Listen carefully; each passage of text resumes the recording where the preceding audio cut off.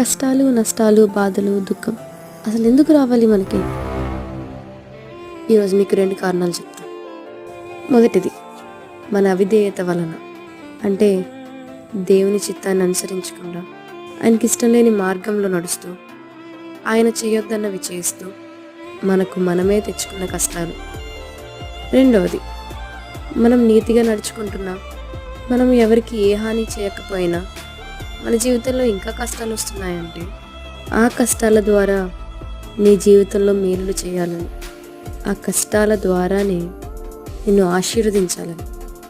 యోబు ఎంత నీతిమంతుడైనా తన జీవితంలో ఎందుకన్ని కష్టాలు వచ్చాయి అంటే 2 దేవుడు ఆశీర్వదించడానికి. కష్టం అంటే మనం కిందికి వెళ్తున్నట్టు కాదు. నష్టాలు అంటే మన జీవితం దిగజారిపోతున్నట్టు కాదు. ఆయన మనకు దగ్గరగా ఉన్నాడు.